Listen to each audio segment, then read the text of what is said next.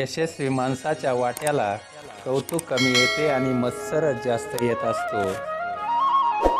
मनाच्या म्यानात चिंता आणि चिंतन या दोन तलवारी एकाच वेळी राहू शकत नाहीत, म्हणून चिंतनाने मन भरून ठेवा, म्हणजे चिंता तेथे शिरणार नाही।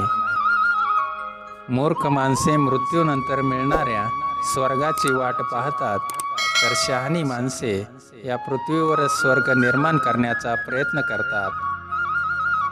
शेतातील पिकाला खत, गावात पत आणि घरात एकमत असावे। सज्जनांची संगत म्हणजे सुखी जीवनाशी मेळ आणि व्यसनी माणसाची संगत म्हणजे विस्तवाशी खेळ। हृदय दगडासारखे करायचे असेल तर गीता वाचा, बर्फासारखे करायचे असेल तर ज्ञानेश्वरी वाचा। पिसाळलेले कुत्रे चावले म्हणून त्याला तुम्ही चावू नका। मुसळधार पावसाने जमीन संपूर्ण भिजते, तसेच प्रेमाच्या वर्षावाने तिरस्कार पूर्ण जिंकता येतो। प्रत्येक क्षण सोनेरी असतो, मात्र तो क्षण सोनेरी आहे हे ओळखणारी नजर हवी असते। काठ्या व दगड फार तर हाडे मोडतील, पण कठोर शब्द मात्र अनेकदा नाती तोडतात। कोंबड्याची दादागिरी फक्त उकिरड्यावरच चालते। दुर्जन माणसाच्या संगतीपेक्षा एकटेपणा बरा असतो आणि एकटे राहण्यापेक्षा सज्जनांच्या संगतीत राहणे अधिक चांगले असते।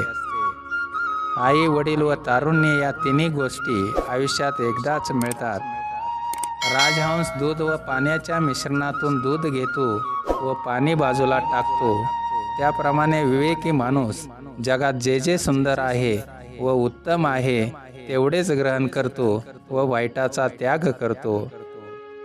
रक्ताच्या नात्यापेक्षा मनोमन जुळलेली नाती श्रेष्ठ असतात। इतरांकडील सद्गुण मोत्याप्रमाणे गोळा करा व आचरणात आणा व इतरांच्या दुर्गुणांचे शिंपले टाकून द्या। भिकेच्या पुरणपोळीपेक्षा कष्टाची भाकर जास्त गोड लागते।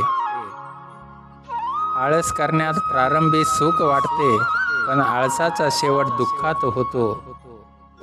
कोकिळेचे सौंदर्य तिच्या रूपात नसते, तर तिच्या गोड आवाजात असते। फुले जरी एखाद्याने पायदळी तुडवली, तरी ती चुरगळलेली फुले त्याच्या पायांना सुगंध देतात।